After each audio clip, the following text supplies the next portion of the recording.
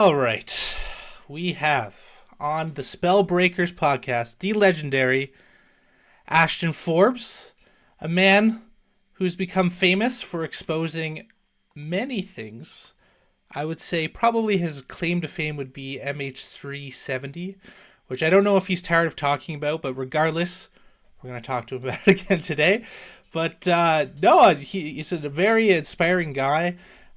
He speaks a lot about alternative technology, secret space program, a lot of really good stuff, and he's also just a good person in general. So we got him on the podcast today. Welcome, Ashton. Thanks for coming on, man. Yeah, thanks, Donnie. That's some really kind words in general. Yeah, I'll try to live up to those expectations the best that I can. Oh, for sure, man. Well, first, why don't we break the ice? Because I know we haven't talked much before, and let's talk about the bridge gate, the bridge Oh that yeah, bridge collapsed gate stuff. today. So where are we coming in? Yeah, well, I woke up this morning and this apparently happened last night around, I don't know, 1, 2 a.m., depending on your time zone. And the bridge in Baltimore, one of the major bridges there, was hit by a giant freighter ship and just completely collapsed. Was kind of shocking to me. I thought at first that it was like AI fake or something like that because Yeah. of, just it seems so destructive. And then I found out, looked in, I realized that, a bunch of people had been posting it, et cetera. And um, that's kind of right up my alley in general, disasters. Like, I don't really know what my theme is and stuff that I cover, but geopolitics, disasters, high technology, I guess I like to call it. You know, one of the things related to when you start to realize that conspiracies can exist is that you begin to wonder about lots of stuff in the world, especially when, I mean, if you look at just what's happened in the last few days, we had the terrorist attack in Moscow where I think they're saying now maybe over 130 people lost their lives. It's almost impossible to even grasp, mentally, in terms of Yeah. that level of violence and brutality, and it's terrible. My heart goes out to those people, um, and the Russian people that had to deal with it, because it's that type of level of terrorist attack doesn't happen that often. We have the P. Diddy stuff going on, where a few months ago people were talking about how like there's some sketchiness going on where he might have been grooming people like Justin Bieber or some other up and coming singers. Cat Williams, I mean, if you watch this clip I posted of Cat Williams talking with Shannon Sharp about the secrets and stuff that he knows, like he even calls P. Diddy out by name in there, saying how it's all going to come out. I'm just sitting here like, wow. And so Oh then we yeah. have this bridge collapse stuff happen as well. Now, what I want to say is that I have traditionally not been a conspiracy theorist. I've always been someone who's very skeptical and what have you. And I'm not saying everything in the world is a conspiracy, but I will say that we should be skeptical of the narratives that we hear in the mainstream media, for sure. Hmm. And we should use critical thinking as much as we can and not take things straight up at face value. That's one thing that I've begun to learn, and that comes from the MH370 situation where the whole world has been convinced of a lie. Like, absolutely. Whether or not you think those videos are real, there is no chance that this plane crashed somewhere without leaving a debris field. We searched everywhere, right? So for me, I just think that the boat situation, watching it and fast forward, just like turn directly towards the main support pier and then just take it out while you can see the power go out like twice on it. It just seems insane, like just watching Yeah. that happen. But Yeah. if you're somebody like I am, and I think a lot of other people out there, that you just know that governments of the world, especially the United States government, but other governments too, can hack into any device anywhere. And then people say, "Oh, well, it's not connected to the network." That doesn't stop them either. Anyone ever heard of Stuxnet, where we took out the Iranian factory using like a USB drive that we just plugged into a computer that was air gapped? I mean, they can do anything. So um, that's where you start to wonder, can they really pull off something and this be a conspiracy? And I don't know. I don't know is the truth. If I am confident, I know, and it's something I've investigated, like with the MH370 situation and plane, I'll tell people, like, I know there's no chance this plane crashed, and I know that the United States government knows what happened. In this situation, it's fresh. I don't know. I'm just throwing ideas out there into the zeitgeist, right? I want people to be thinking critically about it. And so what I will say though, to pour a little bit of water in, is I don't think this was some kind of controlled demolition. I think I've seen some people try to argue that you can supposedly see explosions going off. I don't see that when I watch the videos. I think that the bridge can definitely collapse from a boat crashing into the main pier. Like the structural integrity is going to fall apart right away. So, but I don't know, more to come. Yeah, for sure. What are your thoughts on it? Do you think it's pretty weird? Yeah, I think you touch on a lot of interesting points. The larger theme is this 5D warfare that we're all in, where I think the bigger issue is that none of us know what's real and what's not. And, we talk about polarization, right? I mean, in the past, at least we could agree on a set of facts and then from there debate, good, bad, what action to take. Now, Ashton, we can't agree on reality. We can't agree. Is there even a boat? Was that bridge really there? Was this a hologram? It's with every single topic, right? It really is driving people totally insane. I think it's driving me insane too, because you just don't know, right? You have no idea what to believe, and then what's causing it, you know. Yeah, I think you see this a lot in the UFO community as well, is that we can't even agree on a set of facts. And beyond that, just in politics in general, in every single thing, it seems like it's that we can't even agree on a basic set of facts around anything. I think I'm thinking back to Shane Cashman when I was on the Tim Pool podcast too, where he's like, "How sure are we there was even a plane?" Right? And then I'm going, "Well, I mean, if there's not even a plane, then that's already like, we got to agree at least that there's some baseline evidence, Yeah. And I mean, people like that'd be a lot of people pretending to be in grief, and getting arrested for stuff that there's that case. So I do think that we have to agree that there is a baseline reality, baseline set of facts. And the way that I approached the MH370 case was from the scientific method, as many people will probably find that hard to believe, but it was absolutely looking back at all the evidence, not having any preconceived notions about what happened in the plane or who was responsible, and then building a case based on all the evidence and only throwing out evidence if it made no logical sense whatsoever, couldn't be possible, or there was no evidentiary or support for that being possible. Which it turns out the only thing you have to throw out to understand the videos to be real and what really happened in this plane is 10 rows on an Excel spreadsheet. 5 hours of data is only 10 rows on an Excel spreadsheet, which is these satellite pings. And they don't even have to be fake. They could be spoofed. They could be manipulated. I mean, we're talking about all you have to do is log into a computer and flip one number around, and now the plane is supposedly going south instead of going west or north, right? So this is where I just think people, when it comes to that case at least, people just didn't use common sense at all. It would be one thing if like we found a huge debris field in the South Indian Ocean, or they found the plane and the black boxes. They found nothing. They found not even one piece of the plane down there. Yeah. Yeah. So yeah, I think that the one last thing I want to say real quick too about the high science aspect of it is that there is a real element of when you learn that we have technology out there that seems like magic to what laymen would think, what I would have thought a year ago. You absolutely begin to wonder, where's the line? The line of reality and fiction just begins to blur. And Mm-hmm. that's why I think you see me posting about a lot of stuff that's anomalous, Mm-hmm. because I don't know. Mm-hmm. Because I also want to know, is this real? Is it not? Is there something else going on here? And again, doesn't mean that everything is all connected. It doesn't mean that everything's a conspiracy out there, but it just means we should think about everything critically. Yeah, I totally agree, and I think you do a lot of justice to the pursuit of truth in your channel and into your works, because from all the videos I've seen of yours, you take a very scientific approach. Um, are you an engineer by trade? Sorry, maybe you No, but could. I'm slowly starting to become one. Okay, Do you need yeah, me to give some background? yeah, Yeah. yeah. Because Um, just mm, before that, I just want to say, to your point, is it is so refreshing to see somebody with a science background who is able to think outside of the box. And so I just wanted to really give my thanks to you for that, because we see almost more indoctrination with more education, sadly. because people get Yeah. more and more pigeonholed into smaller and smaller views of reality, and they're not able to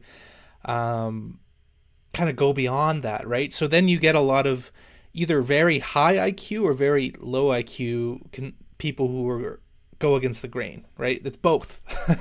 And so Yeah. I thank you for being one of the high IQ.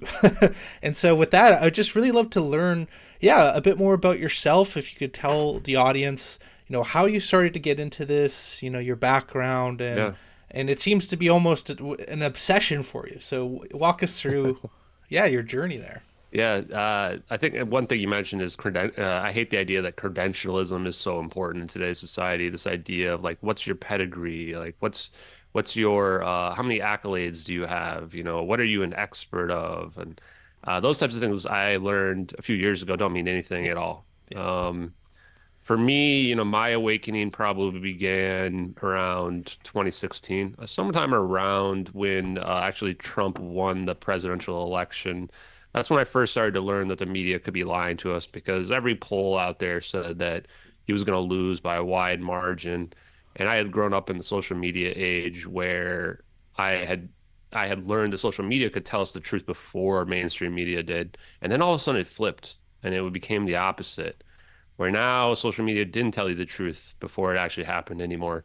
And now I would say that social media is basically just a propaganda tool more than anything else. And no longer can you really, you can in some cases like see the reality, but you don't get the truth from the public figures and from the media in general, which I think is a big disservice to what social media could be. So, my background, I've always loved science. Physics was actually what I loved the most, especially in school. But when I got to college, I didn't really want to work that hard, so I didn't jump into science. I didn't jump into engineering, although a bunch of my friends were in chemical engineering and electrical engineering and other of the hard sciences. But I was more on the soft science side. I dug into economics, business. I called it the science of common sense, just because I thought that that would be, the something to be very practical with right. respect to joining the real world.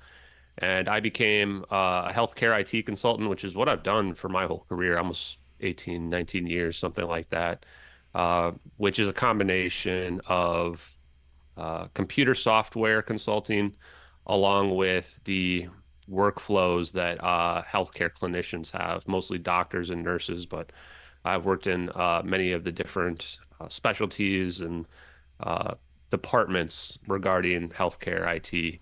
So I have a pretty well-rounded skill set, but it makes me a very analytically minded person with respect to how I look at problems and figure out how to solve them and try to produce problems that are efficient, that will match the workflows that the clinicians need. At the end of the day, all I've ever wanted to do in my life is help people. And that's the reason why I got into healthcare is that I always thought healthcare was a huge scam, that it rips people off, makes people go broke. Yeah. And I wanted to help fix that in any small way that I can, if it's giving advice, if it's making the system more efficient, et cetera. Um, but I've always been interested in science. And so, I've listened to a lot of the stuff like the PBS space-time videos that are out there. I've watched every Through the Wormhole with Morgan Freeman, all of the anything about the universe that is scientific based. I've seen it all because I want to understand the nature of reality. Mm. And uh, I think I learned when I started digging into stuff like the double slit experiment, quantum decoherence, quantum mechanics in general, probably going back pretty similar to when I started being curious about UFO phenomena, I'd say 2017, 2016, somewhere in that range. And having some skepticism as well about the Curiosity rover on Mars, like why NASA wasn't looking for life, even though we had already sent probes back in the 70s that found supposedly organics. Uh, and so I think that naturally it made sense that when I saw the MH370 videos, uh, this is what really piqued my curiosity because I had always looked not like professionally, like or amateur, whatever I am now, into incidents like this. But I had looked into them because I was super scared of flying. I've probably flown more in my life than most people ever will. I Okay. used to live in Singapore, which is on the other side of the world, so I would go on these 20-hour flights, and I was always scared of flying. I always have been. My job is also requires me to fly a lot. And so I had looked into MH370 back in 2014, followed it closely when it was happening. was never comfortable with what was happening. It was always this weird obfuscation, couldn't figure out where the plane disappeared, couldn't figure out what was going on, couldn't figure out who was at fault. And when they tried to pin it on the pilot too, it seemed didn't seem right in general. I mean, it's not didn't really make sense like a suicide scenario. And so when I saw these videos back in August, which is only about 7 months ago, it's hard to think that it's only been this long because it feels like every aspect of my life has changed since then. Uh, uh, right away, I remembered I saw one of these videos back in 2014 in the summer. And we've now done enough investigation to show that absolutely these videos come from 2014, just weeks after the plane disappeared. They were spread around on social media. We found tons of corroborating evidence, old Reddit threads and stuff like that to talk about them going back to 2014. And back then I just thought it must be fake, right? I didn't know what I was looking at. It's like it's not that you know it's fake, you just don't know like what you're even looking at. You have no basis for even understanding what it looked like. And this is before the DoD, Navy, FLIR videos were made public, the Tic Tac, the Yep. gimbal, you know. Yep. And those were what woke me up is when I went, oh wow, there is something to this UFO phenomenon. This isn't just people that are loony or whatever talking about their experiences. Um, and I remember since I had seen it, I went, okay, well, that's pretty odd. I saw it on social media, uh, and said, okay, I've seen that video. And then I saw the second video, and I saw that they were in perfect synchronization with one another. And I saw that people on the satellite video, and I remember the very first time I saw a satellite video, I couldn't tell if I was looking up or down. And a lot of people, when they first look at the satellite video, can't tell if you're looking up or down, even though it's called satellite video. And this just goes to show how much having a perspective matters, a Right. perspective of what you're even looking at. That's how little perspective we've had, even in 2024, for what a satellite video might look like or our capabilities at all. So I started looking into those videos. You can tell right away looking at the drone video, there is some crazy stuff going on. We've got orbs that are defying gravity, moving, we've estimated 2,000 miles an hour, maybe Mach 2, Mach 3 speeds, that they're creating their own geodesic, their own like gravity engine in front of them, similar to what Bob Lazar has talked about actually. And then just disappearing a plane, disappearing it. And I thought, okay, well, this has got to be fake. There's a plane there, and in a fraction of a second, there is nothing. There's no plane and no orbs, nothing at all.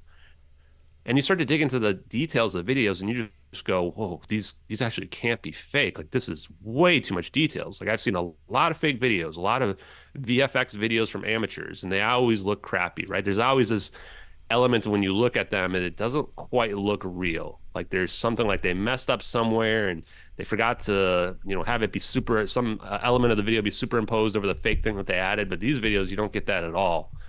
Um, and so that's what, combined with the background science information that I had been digging into regarding macroscopic quantum decoherence, which it turned out that that's not exactly what we see in the videos, but the double slit experiment, which is this idea that of non-locality, quantum teleportation, and then LK99 was the thing that I had just been looking into before the MH370 videos reappeared, which is room temperature superconductivity via metamaterial.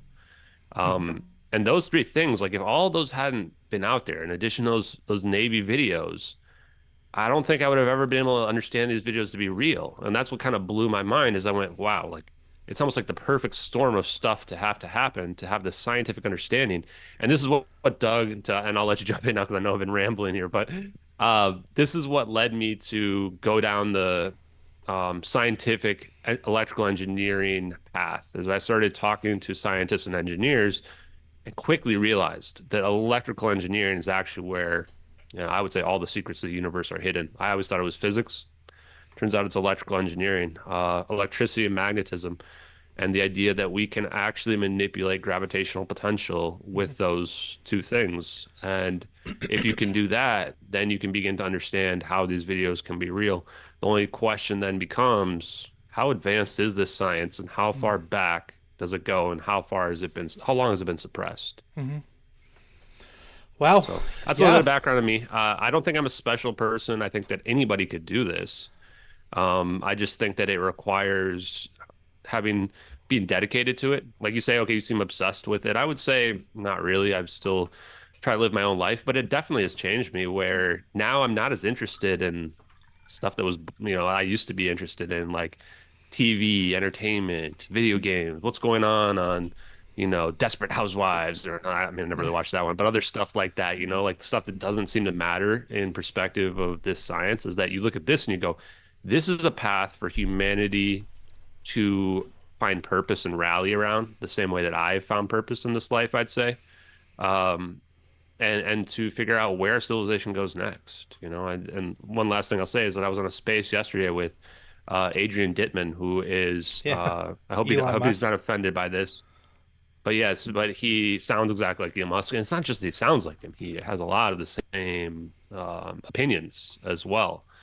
And it was a great space. I sat in there for about an hour. Unfortunately, it wasn't recorded, but I answered a lot of questions about high science. I asked them some questions as well because I think there's this intersection between the stuff that he's interested in, which is like AI, where humanity's path that really is going to go and what the evolution of humanity will be in this world of AI and supercomputers and post-humanism in general. So it's a fun conversation.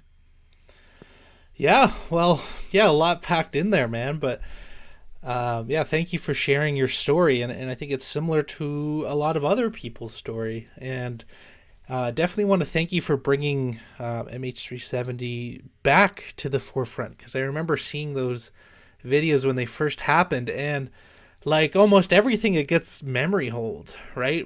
It's almost every day now we have a new, I call it the everything crisis, right? So it just swept under the rug, and they use a new crisis, maybe this bridge thing, to hide from the other crises. I don't know if P Diddy is actually the story that they're trying to hide with the bridge. We just will never know. But one thing I think he really hit on there is this nature of reality. For me, I started waking up to a lot of what I call the spells. That's why I call it the Spellbreakers podcast. When I was breaking spells in like grade 8, during 9/11. I was like sharing 9/11 truth documentaries in like grade school, right? So I knew at a young age a lot of this. And I think you're very lucky to find out early on because right now I think a lot of people are just going insane, Ashton, because Yeah. they're learning so much how corrupt and how fake everything is and the lies, right? At least people have had years to slowly have those like breakdowns and rebuilding themselves, right? But one thing that truthers and whatever you want to call them, the resistance, which right now everyone think that's the Republicans, right? I think I remember when it was cool to be liberal, when liberals were anti-war, when liberals were skeptical of pharma, and then the Me too. Republicans got kind of cool for a little bit, and now it's like trendy to be a Republican, but these guys suck too. But anyways, what I don't think anybody ever brings to the forefront is the fact that science and the nature of reality itself is also being hidden from us.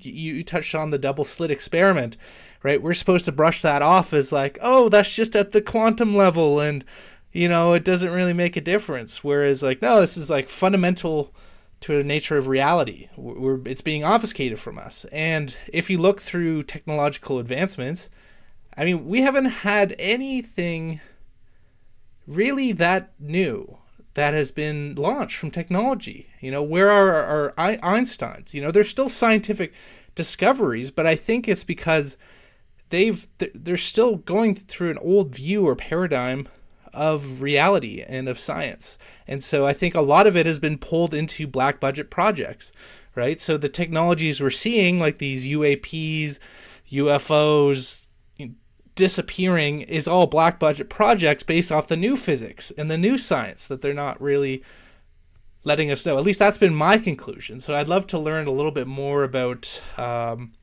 your thoughts on that. Yeah. I mean, I think you're hitting a lot of good points, and I can tell that you're somebody who's relatively awake regarding a lot of this, just from the stuff that you just mentioned. I think that the big one is, well, first let's start with the politics aspect of it. Is I would consider myself an old school liberal, right? Where I was against war and big pharma. I remember when the anti-vaxxers were these the hippies, like, and now they're like, and I now it's like know. basically anybody who's a Republican is considered an anti-vaxxer, or also if you support RFK because he said the wrong stuff, right? Yeah. And this is stuff where I'm like, man, how do people not see that this is just straight up propaganda and brainwashing. They can 100%. convince, hell, the media convinced people that Elon Musk was their enemy after they had loved him. I couldn't believe they were able to pull that 180. They can do anything in terms of making the public perceive stuff. And this is the part that kind of leads to the next point, which is that it's starting to break people's minds. This is the reason why I'm trying to get the information out there, why the people that support me, that I've talked to on my podcast, et cetera, are trying to get the information out there, because the lies hurt. And after you've been lied to for so long, it's very hard to now to get the truth out there. There's many people out there that can't believe a lot of this stuff to be real, not because of the evidence, but just because they've been inundated by so much propaganda that if this were to be true, it's going to literally break their minds.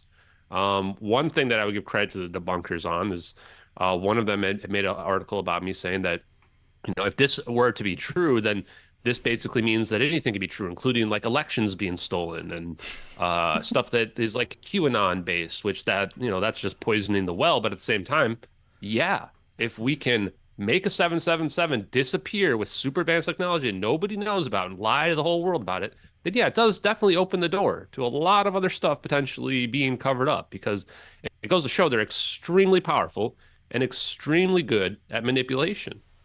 Yep. And so this is why we've got to get the truth out there, because people have got to wake up to the fact that there is stuff out there that we don't quite understand, that is beyond our current understanding of even reality itself. And that, yeah, our governments they're not great. They're controlled by people that are also just humans, that are fallible, that make mistakes, that can be evil, and or at least do evil things. Um, and then I've approached it from the scientific aspect, right? This is one part of especially the UFO community, that I don't see anybody doing out there. I think I see scientists approaching science from that perspective, but nobody goes, okay, this UFO can hover. Let's figure that out. And let's go look, not just like doing scientific experiments, but check the history of who's been out there looking into this stuff. How far back does it go?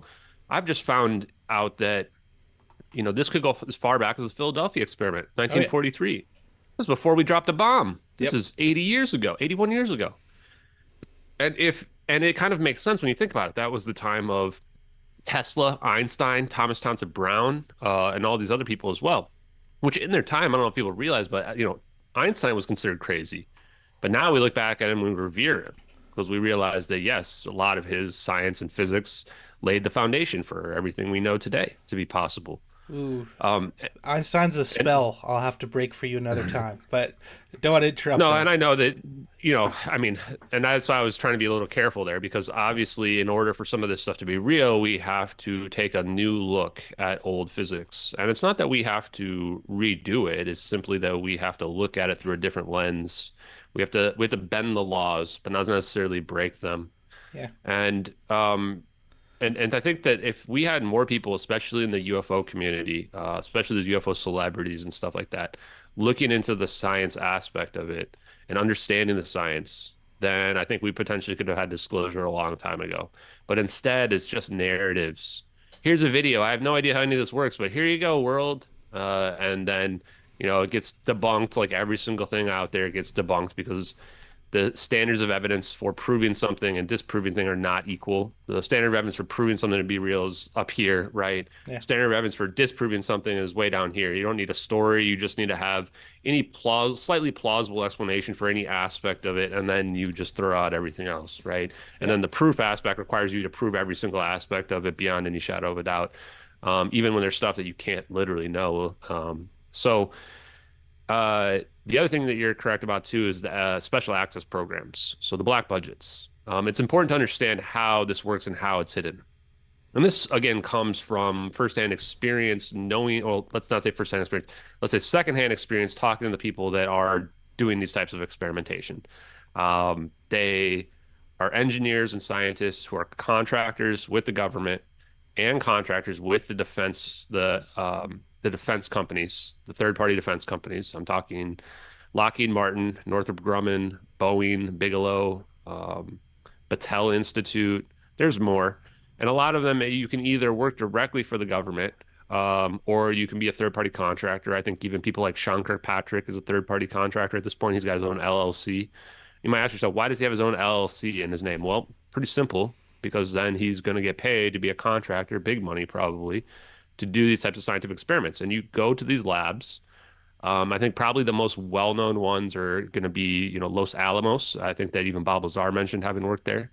And then in Huntsville, Alabama, you've got NASA Marshall Laboratory. Uh, Huntsville, Alabama has like one of the biggest concentrations of PhDs in the entire world.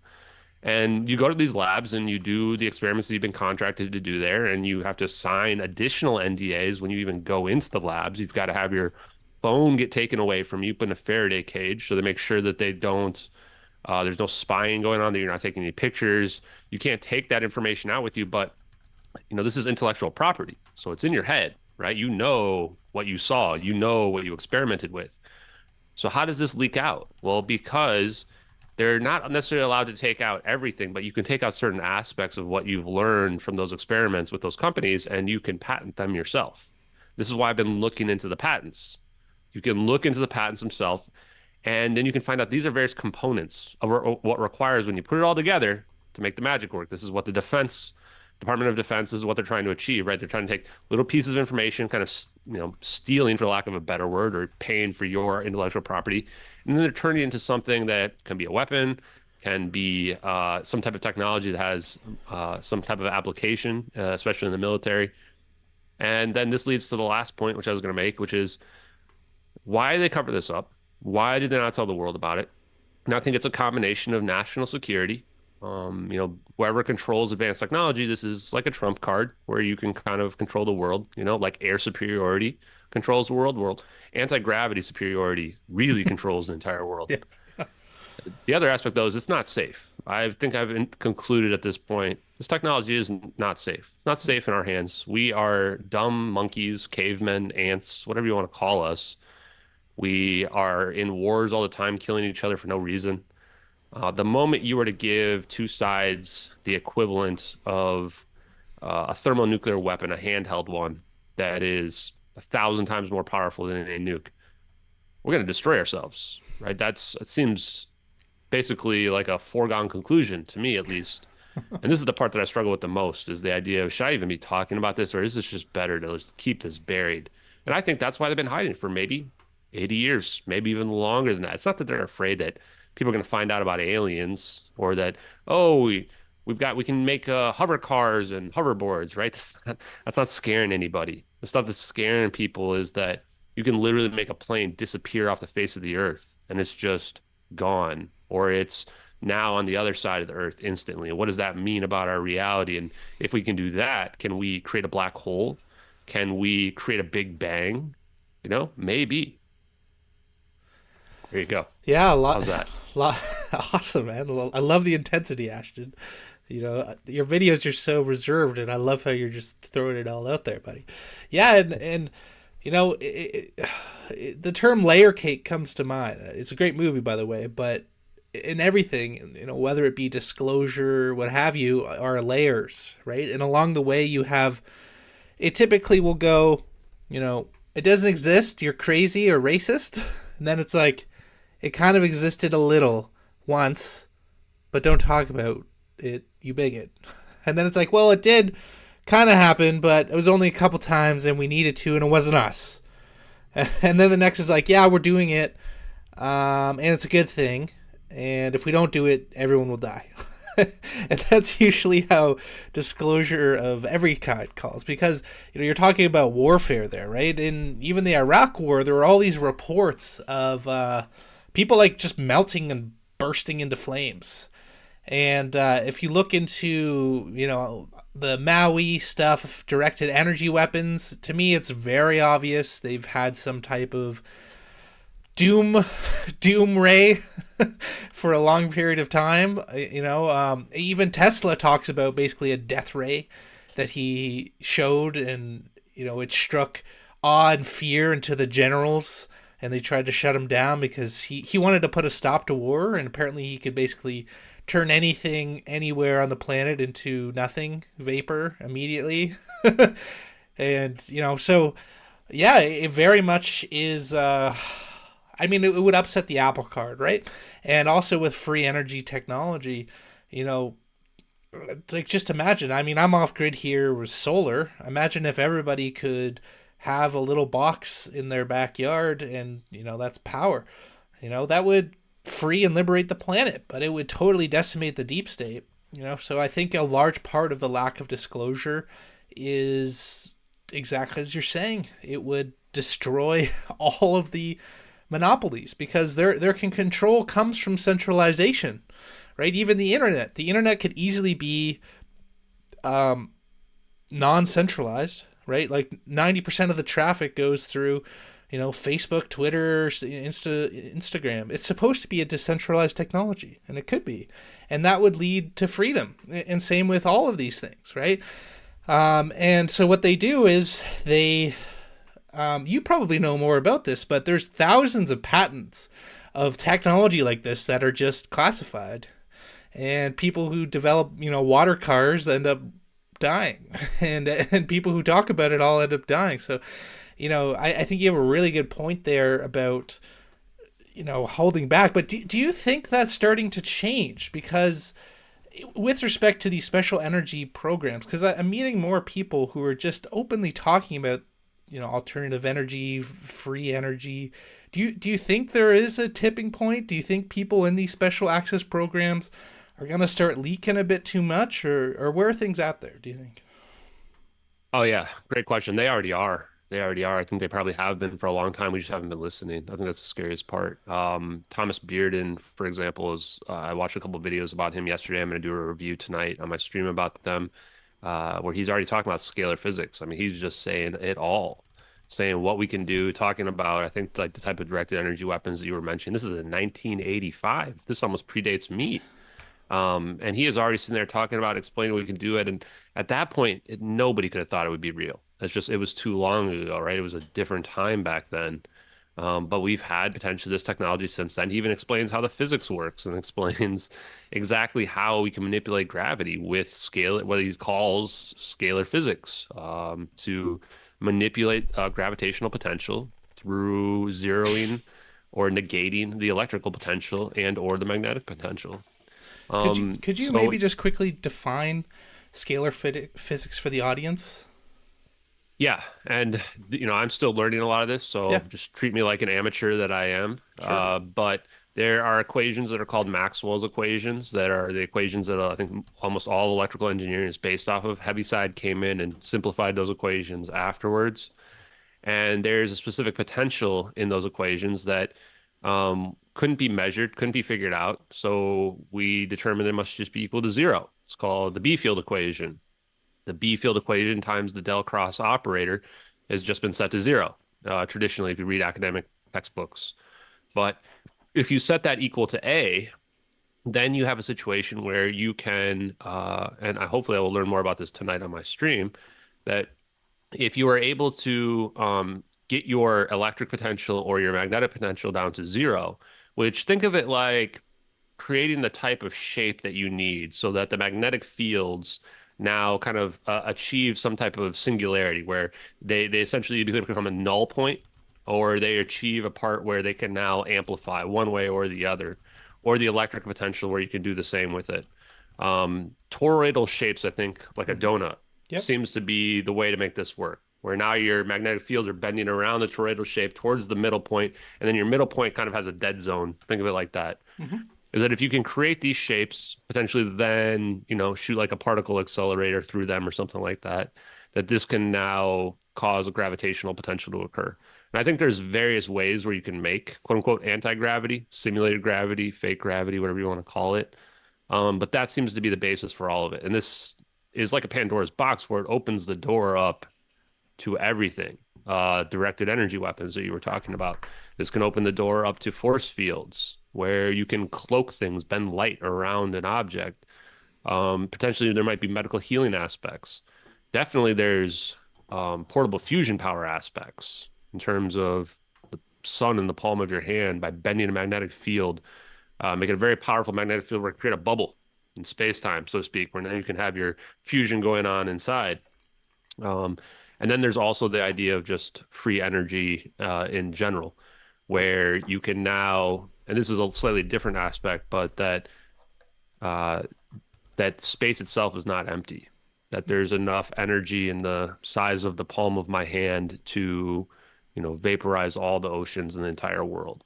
And if you think about that, which is kind of hard to grasp, but shouldn't be too hard because E equals mc squared, and c squared, the speed of light squared, is a very, very, very big number. So even with traditional Einstein physics, you can understand how there's a lot of energy, even in a small amount of mass. And this is how we know atom bombs work. And I think that if people, before people saw atom bombs, they probably would have thought those are fake too, right? Because they would have thought there's no way that you can have a giant, huge explosion to blow up an entire city with just a bomb that's very, very small, right? And it's like taking that to the extreme.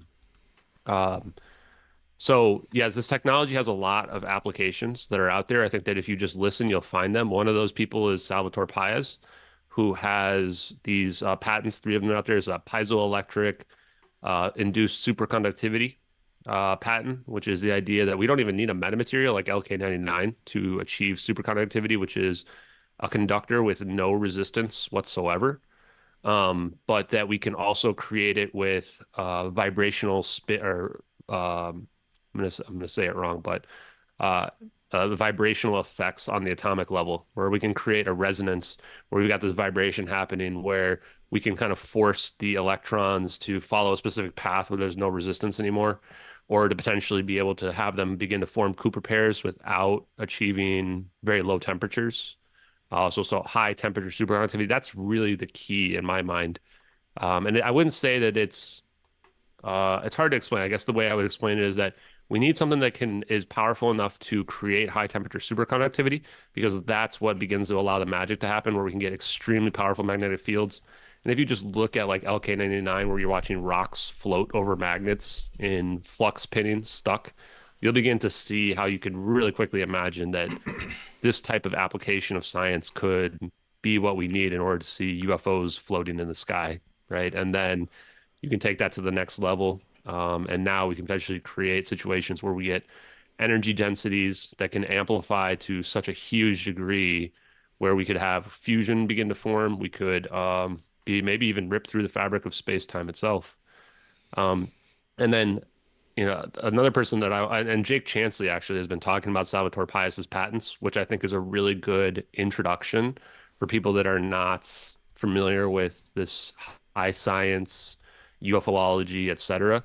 Because those patents are basically like, if you combine those three patents together, high frequency gravitational wave generator, the piezoelectric induced superconductivity, high temperature superconductivity, and then the what's their inertial mass reduction for a transmedium craft, which inertial mass reduction is like reducing the mass of your object.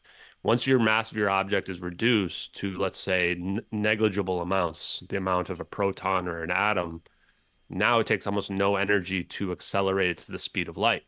And people will go, well, how do you do that? Is that like Honey, I Shrunk the Kids, right? Is that like taking my phone and turning it to a shrink size? But it's weirder than that. It's more of displacing the object entirely from space-time. And once you've done that, now the relative mass is zero. And now it can float. Now it's not even impacted by gravity anymore. And then it may take a lot of energy to pull that off. But once you've achieved that, it takes essentially no energy to speed it up to the speed of light. It's like just giving it a little push, essentially.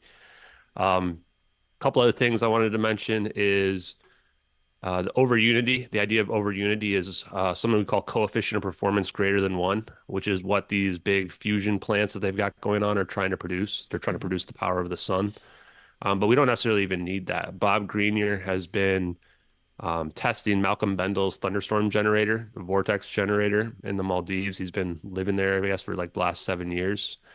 And there's a lot of very powerful entities that have been looking into that. And the idea of this vortex generator is creating cold fusion at high temperatures that is producing more total energy in the form of heat and what have you combined than is what's being put into it. And there seems to be a certain geometric physics that is at play that as an engineer, they don't even fully understand, but it's more of when you're looking at the engineering side, it's like you make it happen and then you figure out how it works, right? And in this perspective, there are these counter-rotating like kind of balls. So you have one ball and then another ball that's like outside of that. and you have air coming in, or sorry, carbon dioxide, hot carbon dioxide coming in on one side, and then you have cold water coming in the other, creates these counter rotating effect, which begins to cause these plasmoids to form, and that can begin to create cold fusion, which leads to alchemy. Just like when a star, we know looking at the stars that we're seeing alchemy happen. We're seeing elements begin to form heavier and heavier within the stars, and then that's how when they explode, we think we get gold and all this other stuff. Imagine being able to do that on planet Earth. We can get excess energy. We can potentially even create elements that are otherwise would be impossible for us to create. It's pretty crazy stuff. And then lastly, to your point about the decentralization of the information in general. Now, this is why the government is trying to control social media. And I would argue they already control most of social media. This is why they're banning TikTok, because they know the power of it. Something that's more powerful than a super weapon is information, control of people's minds, like telling people how to think, right? And this is the part where like I was saying early on, the internet used to be decentralized, where ideas were out there and you could find the truth out there 24 or 48 hours before you would see it on CNN. And then you start to realize, oh, the news is just reporting on old stuff, right? It seems like it's coming out in real time, but it's not. And then they started to control social media. And then it got to the point where now it was the opposite again. It's like now you were seeing social media was just mirroring wherever you saw on the mainstream TV and what have you, but you knew that the real information was out there. Yeah. So I absolutely agree with you that decentralization of the information is the way to go. But I think this isn't even an issue of what we have out there. It's not an issue of trying to solve physics. It's not an issue of trying to invent something. It's an issue of raising our collective conscious to see what's already out there. And that's what I think the most amazing part of the investigation has been for me, is I don't have to solve anything. I don't have to invent anything. I don't have to reinvent physics. All I have to do is look and find what's out there, dig into it, and try to figure out what's real and what's not. And you start to very quickly see that there's a common thread that weaves through all of history going back at least 80 years that includes people like Thomas Townsend Brown, Tesla, most likely, as well as many others, including Thomas Bearden. Yeah, and it definitely feels like there is a kind of a peak disclosure now. But I've been fooled before. I mean, Stan Myers said he had a water car, and Yeah. he died. And then several other people who have claimed over Unity devices have ended up dead. And Dr. Stephen Greer, he came out a decade ago saying we have these over Unity boxes or 0 point energy boxes. They're sitting on shelves ready to go, and still hasn't happened. So I'm not holding my breath. But The Holcomb device, I think, was the one that Stephen Greer, I think I took a clip from that as well. So there's no moving parts in it. And then I believe him. I think that we absolutely have. In fact, I know people that claim to produce them. When I see one for myself, then I'll be 100% convinced. But the people that I know that I trust probably more than really anyone else in this world right now, also say that, yeah, we have them. And if you go around and Google as well, you'll find that there is a lot of people who are out there claiming that we have them, which I don't think that would be the case unless there was some element of truth to it. Now, are some of the people out there cheating or whatever? Sure, probably. But you can look at the Dreadco device, for example, which is in like the Royal Society of whatever in the UK.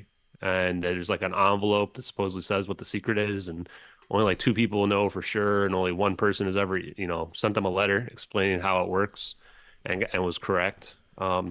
We're gonna find there's no batteries in that. yeah, There's no yeah, batteries. They're just using magnets, and that, yeah, in the right conditions and the right circumstances, I think we can produce over Unity. The question is how efficient can it get, right? Like if one is the baseline, equivalent power coming in or energy coming in is coming out.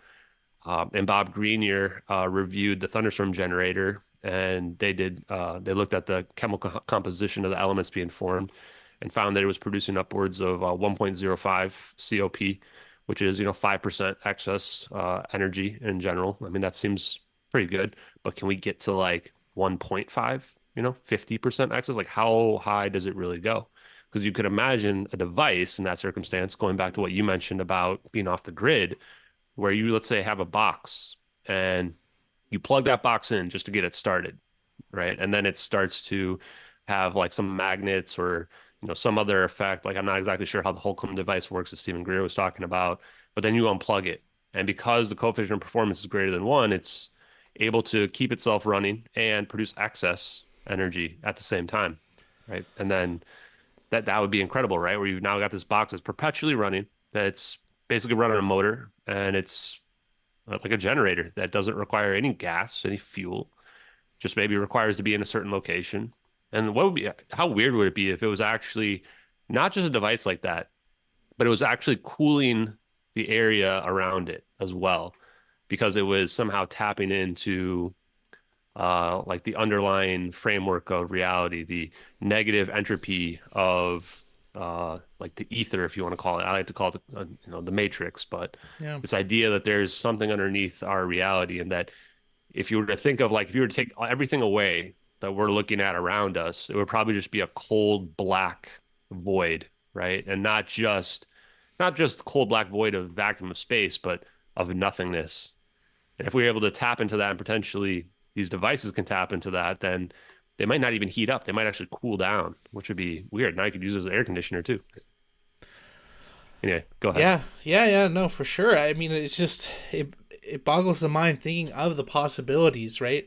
And you think of what level of evil would you have to suppress these types of technologies? Now, I've heard from some, they justify it as okay, as soon as the cat's out of the bag, Pandora's box, if everybody has, essentially unlimited energy, that's unlimited weaponry, right? But it's also unlimited food. It's also unlimited freedom. It's also unlimited mobility. And so, yes, it would be scary, and humans would have to probably have some type of spiritual evolution or agree, not to kill each other, and that would be the justification, right? Everybody would have a super weapon, but most wars, what are they fought for?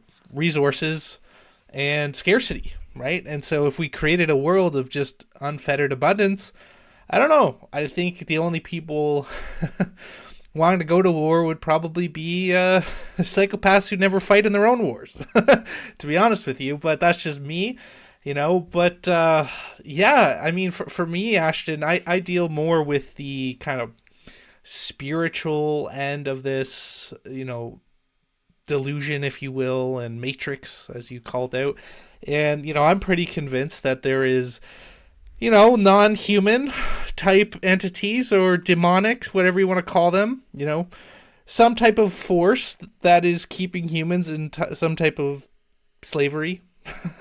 And, to me, that's pretty obvious. And I think the reason why these technologies are suppressed are for that very reason, that it would liberate the people. And so, I don't really speak about these things often, so I'm really glad to have you on, because we need to address these things with people that we trust. I don't trust all of the kind of limited hangout disclosurists. I'll just leave it at that. But it's definitely out there, and yeah, you imagine the world we could create, and all of the silliness, all of the suffering, all of the poverty would go away overnight almost if we had these devices, So, yeah, how do we get one, Ashton? How do we start lobbying government? How do we start building awareness to get this type of information out there? Yeah, great questions. And I want to start actually with something like the narcissist prayer. I think you mentioned it before, but when you start talking about the nature of why the stuff's suppressed and what it means, I think it's really important is that, first, that didn't happen. And if it did, that wasn't that bad. And if it was, it wasn't that big a deal. If it is, it's not my fault. And if it was, I didn't mean it. And if it did, you deserved it, right? This is the part where you can begin to wrap your brain around human nature and the human condition in terms of how you can get for evil acts to happen, is that people will rationalize it to themselves any way that they can. And then the other thing too, in terms of people that have the pioneers before us that have figured this stuff out, you have to think about, first they ignore you, then they laugh at you, then they fight you, and then they build monuments to you. And if you imagine someone like the scientists that have come before, I think you see a lot of that as well. Either they suppress them and they vilify them, or we end up revering them. So I think this even happened with people like Einstein. Anybody out there has been deemed crazy, and then after they get proven to be true, right, then now we revere them. And I imagine that if we were living at the same time as those people were, it would be a much different perception than what we have looking back. And then in terms of getting the stuff out there, well, I think that's the big question. First question is, should we do it? I think that what you mentioned in terms of the nature of the phenomenon, I don't know, is the truth. I Yeah. really am not sure. I think it can be fully explained by uh, the human condition and the way that humans act in general. But that's not doesn't necessarily mean that that's the explanation. I think there could be a non-human intelligence explanation. I think that Mhm. there could even be a spiritual or religious aspect to it as well. I mean, what's the difference between a non-human entity and a demon or an angel? I think it's just a Yeah. matter of your perception. Yep. So I this agree. idea, I mean, if you look at the post I made about General Flynn just yesterday, he was on Joshua Reed's can't remember the Strong Dose, I think it is, podcast. I could be wrong. Okay. He says that there's an extraterrestrial presence that's controlling government, and I don't know if he's just using a play on words there or what, but he was director of the Defense Intelligence Agency in the past. So this is a guy who would absolutely be in the know for probably the darkest secrets that we have that are out there. Yeah. Um, I think the way that we get it out there is we talk about it. The way that I've been trying to get it out there, just talking about it. What I've been doing, going on every podcast that's out there. Anyone that wants to listen, anyone wants to have a conversation, we push the conversation forward. We talk about what's possible. We bring it out to the public zeitgeist. We make people think about it. Because slowly, I think it will break down the brainwashing. That's the same reason. So it's like the opposite of what the government wants to do with social media. They want to centralize it all, they want to control it all. But the way you break down brainwashing is that you tell people the truth. The other way that you do it is through humor, through memes, if you want to think of it like that, is that when people see the ridiculousness of the opinions that they've been told to believe and have to confront the cognitive dissonance of their irrational logic, this is how people start to wake up. I think that for some people, they would have to see it firsthand. Even for myself, I think that for me to be 100% sure about over Unity, I need to see the device in front of me that is, running without being plugged in and producing energy. I can run my computer off of it and charge my phone off of it, and it's just sitting there running with no gas, right? That's the part where I think I probably need to see it. There are people who are, have businesses doing that. My friend Dave Rossi, Generation Z on Twitter. I mean, right in his profile, I can just read it right now for you guys. And I think that absolutely that there are people that know that the stuff is real.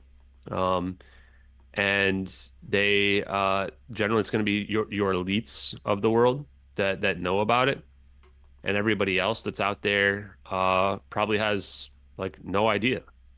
Um, I was wondering why I couldn't find his podcast. There it is. Because he has podcasts that I forgot. It says specializing in breakthrough propulsion, coefficient of performance over one, over unity in parentheses, devices, and solid state anti-gravity superconductivity. That's what his profile says. So, and having known him and brought him on Tim Pool with me because he was in my Hard Truths podcast, and he and Salvatore Pais were some of the people that I've interviewed. I think that he's 100% legit. I think that he knows what he's doing out there, and I absolutely think that the elites of the world and the rich people of the world know about it. This is why I would say that David Grush isn't spending time trying to go on small podcasts and convince people because it's a huge amount of energy to do the stuff that I've been doing here, talking to everybody, and trying to spread the word of what's possible out there. It's a lot easier to just talk to billionaires, get paid a bunch of money for your knowledge and potential investment opportunities. Imagine if we can produce cold fusion like what Bob Greenier and Malcolm Bendel are doing. You know how much money there might be in that? Like, I would ask you guys to go Google the investments of what Brad Pitt and I think it's Jeff Bezos's wife have been, or ex-wife have been looking into. Oh no, sorry, it's Steve Jobs' widow. They're investing in cold fusion energy, and it's because the rich people of the world know that this kind of stuff is possible. It wouldn't surprise me at all if Mark Zuckerberg in his bunker in Hawaii or whatever Yeah. has a device just like we were talking about that is sitting in there that's just producing free energy essentially. I mean, how do you guys think these bunkers plan on operating when whatever disaster these people are expecting strikes? So I don't know. That's my thought in terms of how we get it out there. I don't really know. I think that the nature of the phenomenon could even be weirder than what people are even expecting. I'm now starting to wonder about retrocausality and the Yeah. idea of future humans. I thought it was actually stupid before, and now I'm thinking about it after looking at the delayed choice quantum Yeah. eraser Yeah. variant of the double slit experiment, and I'm going, well, the future or the present impacts the future, which of course it does, but it's actually the future impacts the past, which is, we can glean information about the future, what's going to happen up from our randomizer using the double slit experiment and quantum entanglement, which the only explanation I can come up with is that time is not linear Yeah. and that we just perceive time to be linear, but it's just a circle. And you can look down on it from an extra dimension and you're going to see time not necessarily moving forward. It's kind of like if you have a CD player and you can put it into reverse or forward, right? And from our perspective, it seems totally normal that we can, make the CD go, the movie go in reverse or forward or whatever. But if you were the person who's in the movie, the actor, the person behind the screen, not necessarily the actor, but if you imagine that what you're seeing is a real person, from their perspective, it would seem like magic, right? They would think that only time can move forward. And I think that that's potentially what we've got going on as well. So I don't know. I'm just interested to figure it out.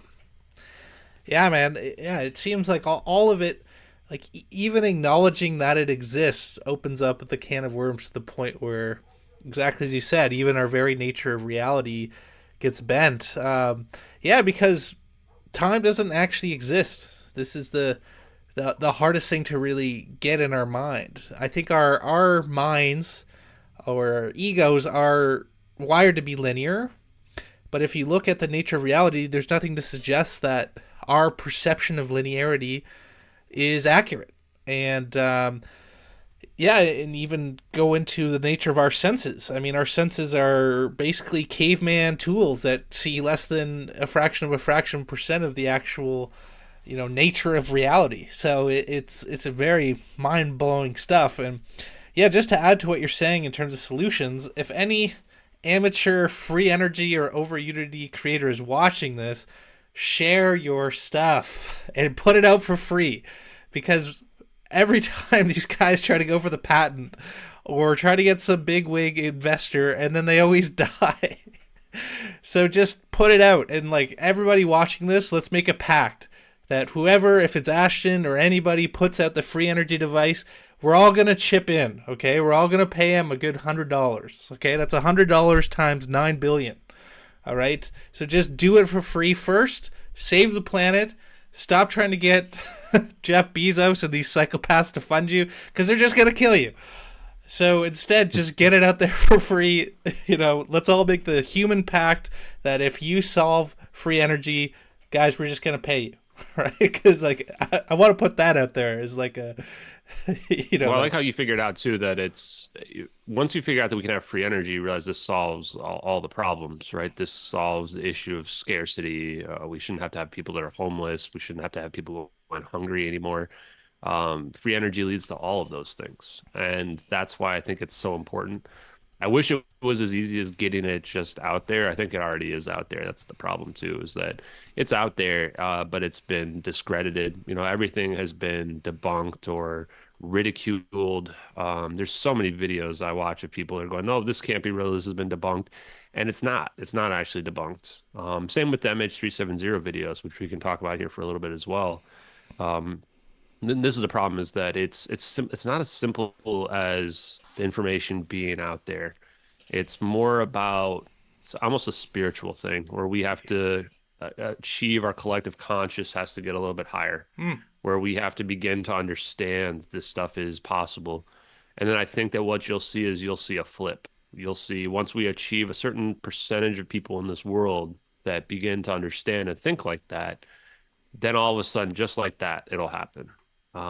That's how I think the world really works, is that once enough people do, then the rest of the people immediately come along for the ride.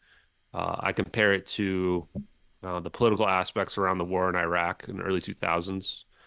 You can't find anybody who supported that war back anymore. Now back then it felt like half the country supported going to war in Iraq, even though they never attacked us. We were just told that Saddam had, yellow cake uranium, whatever it was all bullshit. It was all lies.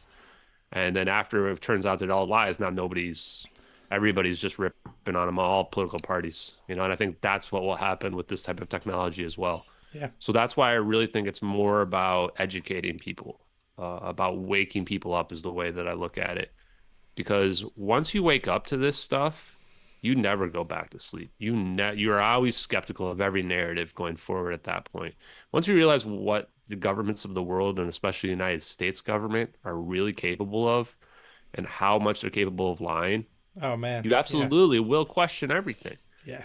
Vladimir Putin told Tucker Carlson, he was asked, why do you not take the propaganda victory on the Nord Stream pipeline? We know that the United States did this, or our allies took out that pipeline.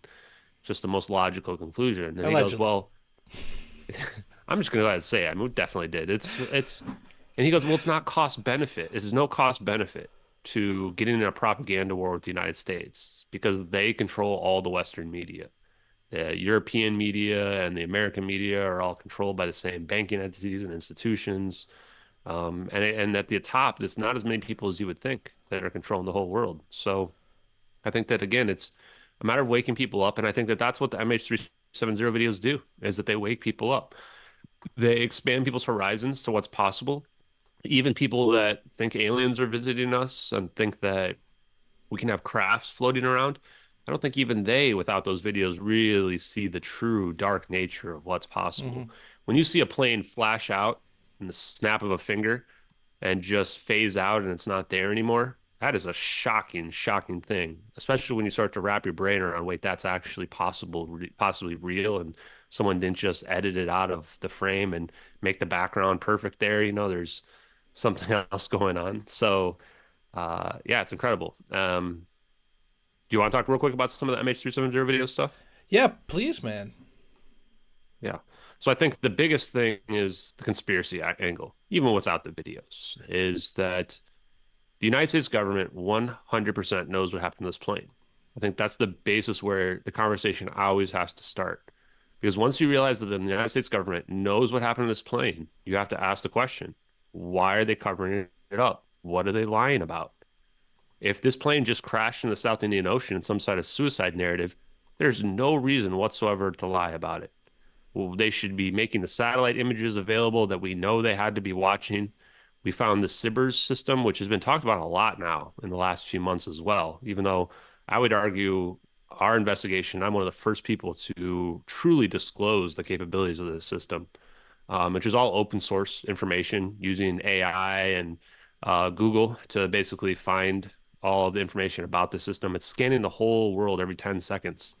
It's a Lockheed Martin system. It's a constellation of satellites that are essentially equivalent to Hubble Space Telescopes, 1/10 of the distance to the moon, 40,000 kilometers away, but it also incorporates low Earth orbit satellites and mid-Earth orbit satellites, which are much, much closer to the planet, and relays that information to ground-based computers that is essentially building a Google Earth of video playback of the planet, which you can imagine the capabilities, which you could just, okay, point in the coordinates I want to see, and here's the time I want to see, and now I'm looking at video playback, and it's scanning the whole world in infrared, which the nice thing about infrared is that you can have it look however you want to have it look. You can have nighttime look like daytime. You can kind of paint the picture of however you want it to be visually appealing to the person who's using the program to be able to track these objects. Within a fraction of a second, they can pick up a missile launch. If they can pick up a missile launch within a fraction of a second, just based on the heat difference, of course they can track airplanes. It's trivial by comparison, especially one that's been flying for 8 hours.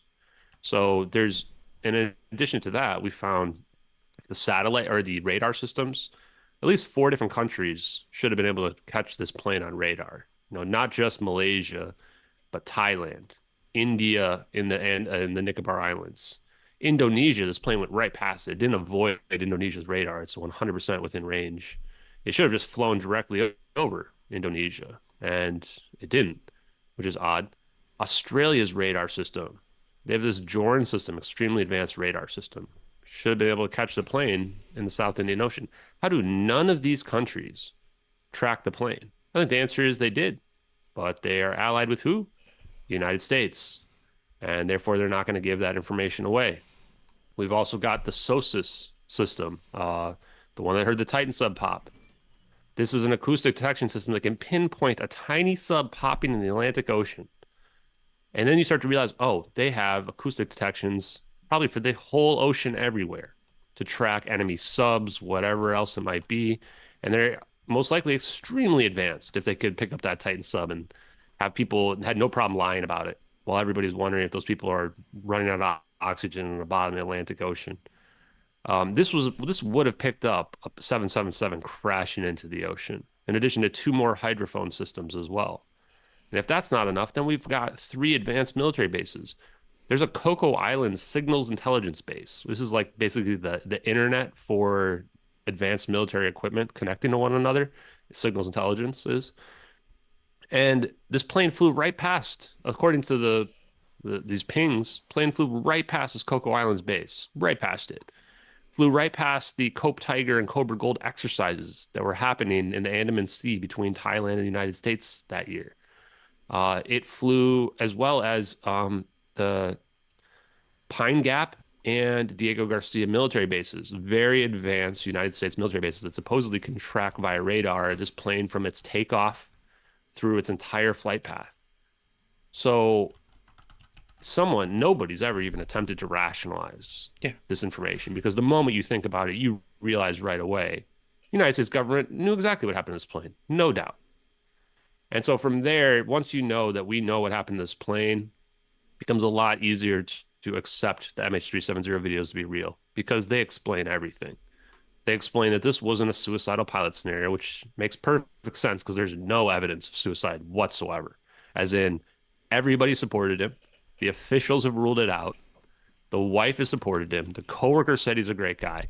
The simulator data is not a flight path that he practiced at all for a suicide route. It was literally the flight he was scheduled to fly the very next day on February 4th, the MH370 to Jeddah.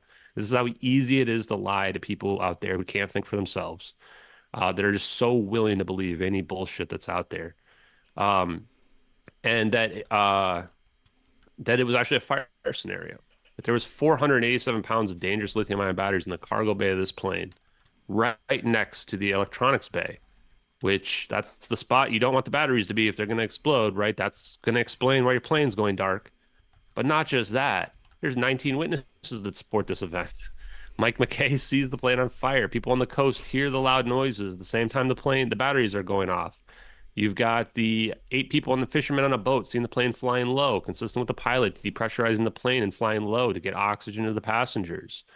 You've got Catherine T. sees the plane an hour later, glowing orange, consistent with the chemical reaction from the Halon 1301 fire extinguishing devices releasing bromine, halogen gas.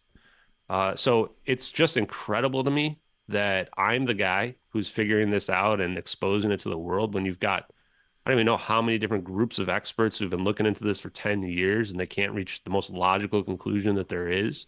It doesn't take any advanced degrees. It doesn't take being an expert at avionics or engineering or any of this stuff. It just takes basic common sense. It's easy to fake 10 rows on an Excel spreadsheet, especially when they don't release that data until May 28th, 2014. This is 9 days after the first MH370 satellite video is published on YouTube. So there's coordinates in that video that indicate the real location in the Nicobar Islands where this plane supposedly turned into the South Indian Ocean, the exact location. That's a pretty damn weird spot to put your fake video of where you're targeting the plane to be, especially when it's over a week before the raw telemetry data is even made available to the public.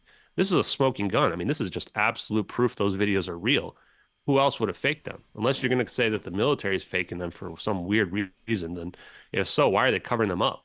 So I think that, again, if people just look at the data on there and figure that out, then we could have solved this thing 10 years ago. Oh yeah, sorry. One last thing I want to bring up as well is the debris. So they had a few pieces of debris begin to wash ashore. The official search finds nothing. They search above and below water along these pings where they supposedly know they've done this math and figured out exactly where the plane should crash. Found nothing, nothing at all. They don't find any black boxes. They don't find any pieces of the debris. And then some debris is found by random, just civilians. Blaine Gibson finds the most in Africa. And right away, everyone's going, wait, so did it crash somewhere else? Like, why is the debris washing up in Africa? You're telling us it crashed off of Australia. Yeah. Africa, South Africa is 3,000 miles away. There's no chance this debris could have washed that, or gone that far. So what they do is they do some models. They get all their scientists to come out with their models, and should rationalize, use a confirmation bias to try to figure out why this could possibly happen. And they can't even address like any of the debris except for the flaperon. They throw some boards in the water and try to figure out, okay, is this going to get to the Reunion Island? And they realize right away it would never get to the Reunion Island. It's going to end up somewhere in like the Middle East instead. So then they go, okay, well, that didn't work out. So now they get the Americans, surprise, surprise, to give them a flaperon. And then they throw that in the water and they go, okay, yeah, this will work. And then they ignore the fact that like the barnacles on the piece that washed up in the Reunion Island don't match the modeling that they did. They ignore the fact that the piece of the engine cowling literally could not have washed or gone as far as it did. They can't really address how this debris is kind of drifting in a straight line, roughly 5 to 10 miles per day in order to get to these locations. Like, this is not stuff that debris can pull off. And if so, where was the debris field? Where was the debris field? There should have been a giant debris field visible from space from a 777, size of a city block, crashed into the ocean. Should have been thousands of pieces, bodies, luggage, everything everywhere, right? So this is the thing where, people that can't really think for themselves immediately latch onto the debris without even thinking it through logically. And then they just, come to the wrong conclusion because debris should have washed ashore in Africa if that's where the plane crashed. It just didn't crash there. So there you go. Yeah, yeah, and like I hear some of the people who are more, let's say, like kind of passive researchers on the topic because yeah, I mean the ocean's big, especially when you're talking about black boxes on the bottom of the ocean. That could be a little bit, but by now, exactly as you said, something would have been found. Something, in the absence of even a speck, which in terms of the size of the actual aircraft or nothing washing up, is very suspect to me. Yeah, so and the size of the ocean thing too, that's one thing. Well, the ocean is really big. Well, here's the problem is this narrative they've presented boxed them into a corner. They have said that the plane ran out of fuel. There's nowhere else for this plane to go. It's not going for another 1,000 miles anywhere. Like we figured out where as far as it goes. So here's the thing. Either this plane went somewhere else and those pings are incorrect, which once you throw those pings out, guess what the real narrative is? The one that I've been presenting with the fire scenario. Or those pings are correct and we should have found the plane. There's no other possibility. There's nowhere else for this plane to go. What's that? Why when people say, oh, well, the ocean's really big, I go, okay, point on the map where the plane is then, right? We've got these arcs that say exactly where the plane should have gone. Point on the map exactly where it is. Yeah. The experts that have come out there have said, oh, well, we just missed it underwater. It was lodged somewhere where we just didn't search and it was perfectly intact. Like, dude, the debris field should be miles wide. It's not a situation where you're going to miss the plane with your submarines or someone goes, oh, well, it was 10 miles further there. It's like, dude, you're on planes searching and looking in the ocean. If you're searching with a plane at 35,000 feet looking down in the ocean, you can see for almost 300 miles. Okay. So this is not a situation where like they just didn't miss it. It was 10 miles over this way. No, the reason why nobody's still searching is because they know they already searched everywhere and there's nowhere else to search. And this is the reason why they're not listening to any of these quote unquote experts who are saying they know where the stuff is because they know they searched. I mean, we have Peter Waring, who is one of the guys who was like in charge of the search back then for Australia, literally saying in the interview for the 10-year anniversary, like, they started to have serious doubts about why we weren't finding the plane and why they weren't finding anything. Because these are people that are trying to reconcile what they're being told with just common sense. Yeah. But common sense is going like, we should have found this plane like right away. Like there should be a huge debris field somewhere. We found nothing. Like something that does not add up here. Well, And I'm Ashton, guessing in the back of their minds, they're thinking it's a wild goose chase. Go You're clearly disinfo, buddy. Because what happened was there jet fuel on the plane? ahead. Right. Why? Sorry. Go ahead. Well, there's I jet don't, I'm fuel not trying. on the airplane, right? And Mhm. jet fuel melts steel beams. So obviously the plane just hit, an oil refinery and it all collapsed at freeform speed. Vaporized. Yeah, and they didn't have an FBI agent jogging around the debris field to find the passports from the terrorists. I So was they gonna didn't say then find. they should have found one passport that washed up in Yeah, Australia and been yeah, like, there you go. That proves it. They find the pilot's passport, and then that's enough. No, I yeah, think that I mean, and I generally don't try to dig into or connect other conspiracies and stuff like that, but mostly just because it's not really my topic, right? I think that enough people have investigated those types of things, but those are the right questions to be asking, which is just common sense questions. yeah, And then that applies for every conspiracy out there as well. Like when we talk about the boat thing in the beginning of this, where it's like we're watching a boat go dark and then do a full 180 and just beeline directly at the main support beam of this bridge. Okay, so whatever else, maybe I'm wrong. Maybe it is just a total fluke and that's what happened, but I'm going to ask the question because that just seems crazy to me that that's what's going on. Um, and that's the case. And for the plane, the situation is where's the debris field? This is the first question that everybody's got to ask is why is there no debris field? The ocean's really big, doesn't check out. That story doesn't check out. The idea that it all sank to the bottom doesn't check out. That's not what happens. This idea that, oh, the pilot flew the plane to fuel exhaustion, ran out of fuel, and then did a perfect landing in the water where nothing ripped apart. That yeah, doesn't make any sense either because the ocean has giant waves. And the plane, the 777, is huge. You cannot pull a Sully Sullenberger. That's not possible in the ocean like this. The moment the wing hits one of those waves, this thing is going to barrel roll, going to rip into shreds. So even if this was some magic Sully Sullenberger situation, which again makes no sense, somebody who's suicidal doesn't give a shit about trying to hide a plane. And if you are trying to hide a plane, you're not going to take the flight path that they took. You're not going to go from the South China Sea back over Malaysia, where they should be sending jets after you to shoot you down or to track you, then to the Andaman Sea. You would just beeline right over Indonesia, right? If you're going to fly over Malaysia, why are you not going to just fly directly over Indonesia to go to the South Indian Ocean? Instead, you're going to the Andaman Sea, to the exact location where our videos take place, and then making a 270-degree turn to the south and then flying down there. Why wouldn't you just fly east? Why don't you just fly to the Mariana Trench if you want to make the plane disappear somewhere over in the Pacific Ocean? So there's no logic whatsoever used by these so-called skeptics and debunkers, or even the experts, frankly, when they think through it. It's pretty yeah, clear that it was an emergency event, and that why do you cover that up? Because of the videos, because we use some advanced technology. And why are we using advanced technology on the plane? Well, the only explanation I can come up with is espionage. That this is an event where these free-scale engineers, scientists, free-scale semiconductors, amazing that semiconductors and superconductivity keep coming back up. We're potentially taking this intellectual property to China. This seems like one of the only reasons why you would deploy something like this is because this is the exact technology that they're trying to steal here or figure out. yeah, And you could argue that there's a rescue motive here as well. I think you could argue that's a testing event. I think it could be somewhere in between all of these things. Uh, but this is a very elaborate plan. And the reason why this rings true to me is that early on, I thought this seems like a hijacking, but it's way too sophisticated. And I'm not talking like 6 months ago. I'm talking like 10 years ago when this plane's disappearing. They're not saying where it is. They're obfuscating about maybe it crashed in the South China Sea when they already knew it went to the Andaman Sea.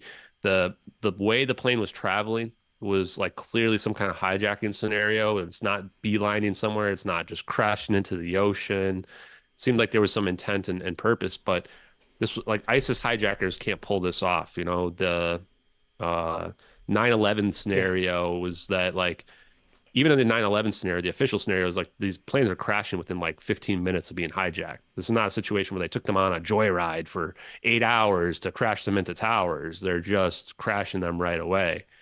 So for this type of Malaysian Airlines Flight 370 scenario, what makes more sense? State-sponsored hijacking makes a lot more sense. The problem with it is that it seems like the movies for a lot of people, right? It just seems like would we really do that? That's not what happens. That's what happens in the movies. But what if it does really happen in the real world? That's when you get to what we talked about at the beginning, which is the idea that governments of the world are not our friends. They're very capable, and they're very capable of hiding information from us as well. Yeah, but I don't know if it's governments, man. Like, most of what we call the government, like the DMV and most politicians, they are idiots. They're also psychopaths, but they're mostly idiots, right? We really are talking about this concept of, the deep state, which does exist. The permanent class. We're talking about the black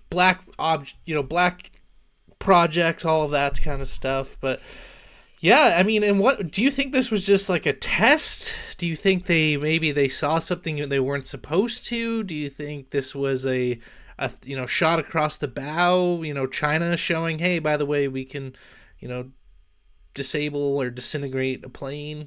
Yeah, I What? think it was the latter. Yeah. I mean, so in my mind, I've gone back and forth. I've thought that initially I thought it was a rescue motive. Just something just didn't quite. There's just not everything lined up for the rescue motive. Like, oh, the plane was on fire, so we're gonna save the plane.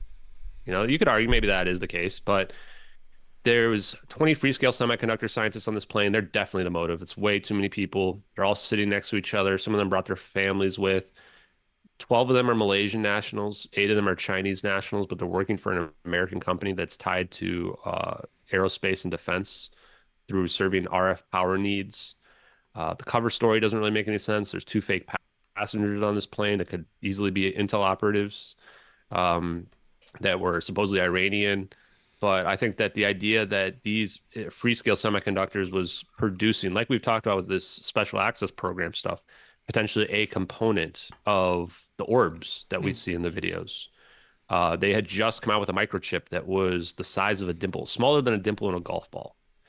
And if you look carefully at semiconductor stocks, you will find that they have increased like 20-fold over the last 10 years, maybe even more. NVIDIA specifically. Yeah. Uh, and this is the type of technology this is like the cutting edge technology that's going to change the world. And I think that they most likely they might have been producing room temperature superconductive microchips, which is what's used in advanced quantum computers. Hmm. And so I think that they were the ones that possibly were defecting to China, and that this was, as a letter that came out, letter, if you look up Diego Garcia, whistleblower, letter to Ashton Forbes, I think that, I don't know if that whole thing is correct, but I think that some aspects of the letter are correct in that this was a show of force to China, saying that, hey, we know that you're trying to defect these people, but they had set up a counter plan to just show them what's up. And some people get mad at me because they think that, oh no, China took the plane or Russia took the plane. I'm sorry, guys. The bad boy on the block is the United States government. We're the ones who have the most capability. We're the only ones who could cover up an event of this nature with as many countries that need to be silenced. And also China. First of all, a lot of people on the plane were Chinese, so they don't quite have the same motive. But Mm. they kind of proved to us they weren't the ones responsible because they hacked Malaysian government the next day on March 9th, 2014, stole the crisis meeting minute notes, which is like, they were having a crisis meeting the same day or the next day. Why is China stealing that information? Because they know that something's being covered up because they've got their own satellites too. And they know this plane didn't crash in the South Indian Ocean. They probably knew the next day. And then they also stole classified information about the plane, which has not been revealed to the public still. Why do you have classified information about a missing plane on the day after the plane disappeared? So they hack them, steal that information. Then 5 days later, they basically give up. They show the world satellite pictures, which if you go check those satellite pictures out that China released, it's clearly 3 orbs around an object in a triangle formation, which people saw that back then 10 years ago, and it was reported in the Western media as debris in the South China Sea, where they didn't find any debris. Actually, everybody agrees now the plane didn't crash in the South China Sea, and they turned around and went back the other direction. So why was China releasing those pictures? I think the answer is that was a message. That was a message to the people that know, right? If you're the ones who took the plane, then you're the only ones who are going to understand what those pictures mean. Those pictures mean we saw what you did. And it may be a matter of saying acquiescing to that, acquiescing. I don't know how to say that word. But basically just giving up, saying, "Hey, you win. We caught you." Or, we can't prove it. We can't tell the world. No one will believe us. But we know that you phased this plane out. Um, that's what I really think those pictures were. And the funny part was that's what I had already concluded before I ever even heard that letter. I said that this looks like spycraft. This looks like somebody saying only the people in the know are going to know what these pictures mean. And they were leaking them to the public, and it's kind of a way of trying to get people to know. But when you look at those videos, the same way where I can barely disclose them, if China had come out and said, "Oh, United States zapped this plane using some magic orbs," Yeah. no one's going to believe it. Yeah. Not with any out any evidence. They would just say China's just spreading disinformation. It'd be easy to discredit that. Heck, it's pretty easy for them to discredit two actual videos in perfect synchronization with one another that are both filmed from U.S. military assets. Yeah. So it's 100%. pretty crazy, right? I mean, I never thought that there would be videos like this. I never thought I would see videos like this in my lifetime. There's no reference for anything we see in these videos. We're not even looking at like traditional UFOs. Technically, it's a UFO because it's an unidentified flying object, but there is you can clearly see the non-radiating barrier. It's a plasma field. Like if you have, you ever use or play with those little balls of electricity with the glass around them and you touch it and the electricity like kind of zaps up at your finger. I'm not sure if you're familiar with those, but it seems like one of those things where it's like almost like some type of self-contained ball of energy is what we're looking at those videos. And we can tell because we can see the heat signatures and we can see how it kind of blurs on the edges a little bit. Wow. And then we can see the heat signature inside of it as well.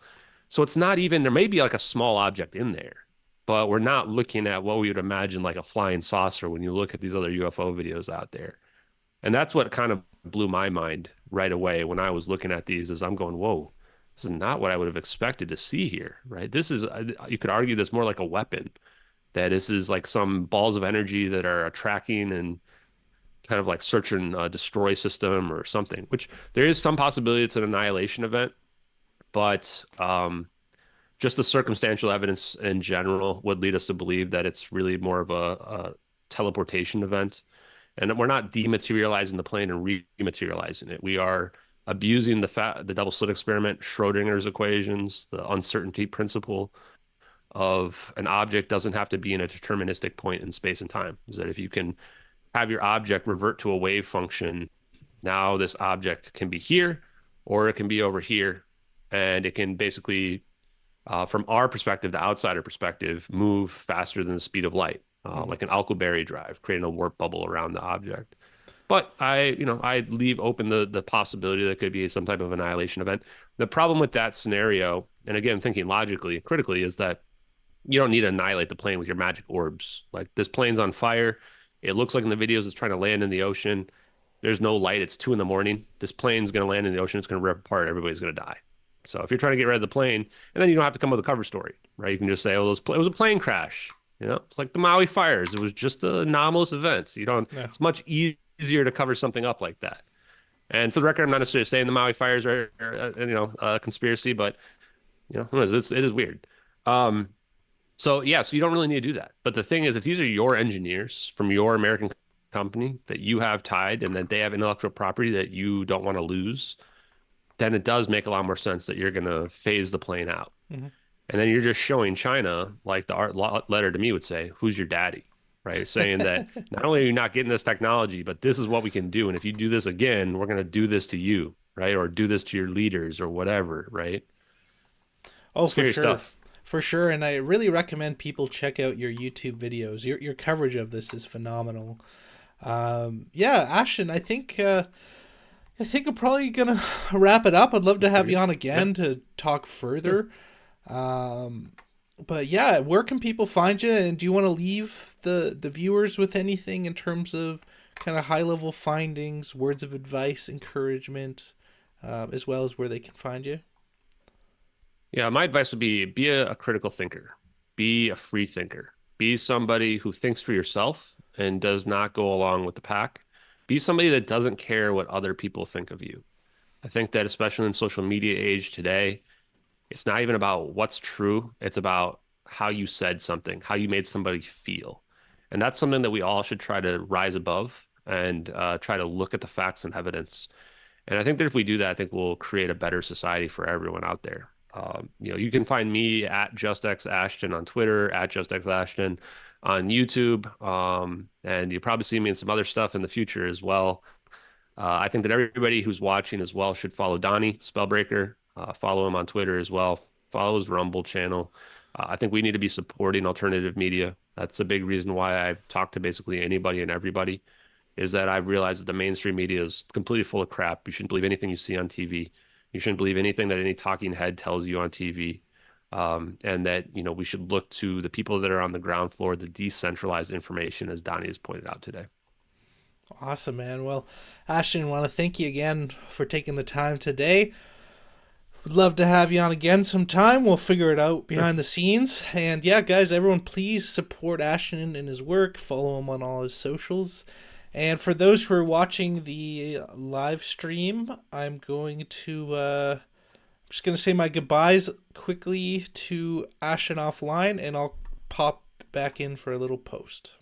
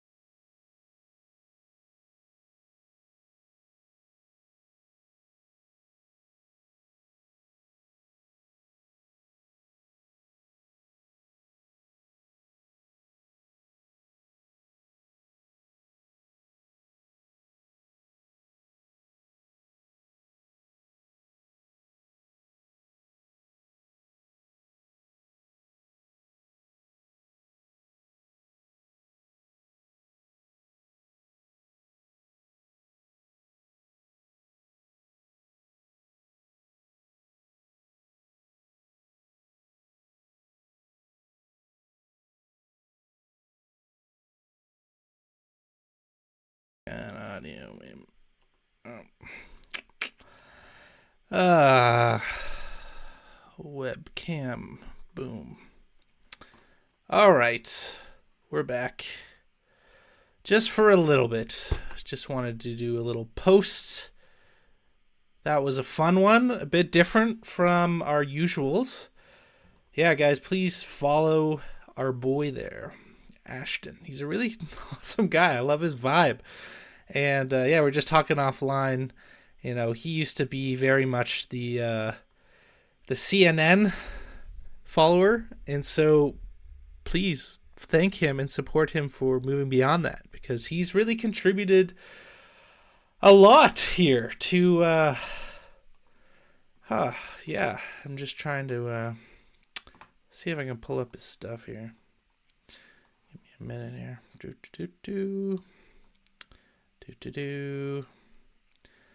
Okay, browser.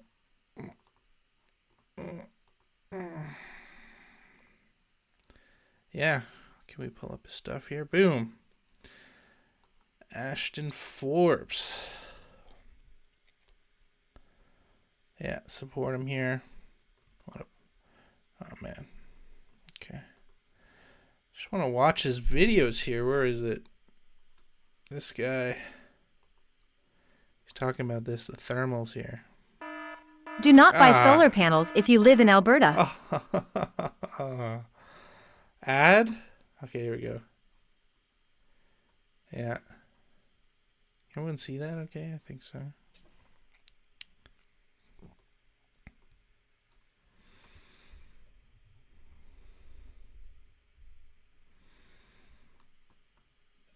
Oh, this is what he's talking about. Oh, dude. Yeah. I haven't seen this for a while. Oh, my God. That's crazy, eh? Like, how do you explain that? There's, like, an anomaly? Oh, my God. Oh, that's so clearly UFO. Oh, my God. That's insane. Yeah, he's talking about the heat signatures down there. Yep. Wow. Yeah. And let's see how he's slowing it. Yeah. Yeah. Wow. Oh, man. Totally. What is that? Yeah, that's what he's talking about there. The black hole. Fam, what is that? What is that? That's a black hole, isn't it? I don't know. What do you think there? Yeah, it's incredible stuff. I mean, it's funny that it's just an anomaly. So yeah, check out his stuff here. Very interesting stuff. Yeah. And I think he's very right to bring this up. And he made a good point there that, you know, there's many ways into quote unquote awakening or yada, yada, yada, you know. And for some people, it would be this type of event. You know, for me, it's more this spirituality kind of element, which I find very interesting. So that's where I go. But I hope people, you know, come to find his work, and yeah, I don't got too much. I think it was pretty straightforward. Does anybody have any questions, comments for me before I shut things down? I'll wait a minute or two. We got our new admin for YouTube, Wendy, and I guess we should thank Joshua begrudgingly for putting Ashton and I into contact. Let's see here. Twin Tanky been blowing up the chat here. Yeah, not really saying much. Okay, impelling. All right, I think that's it. Thank you everybody for tuning in. Please support Ashton, and see you soon on another edition of the Spellbreakers podcast. Peace and love.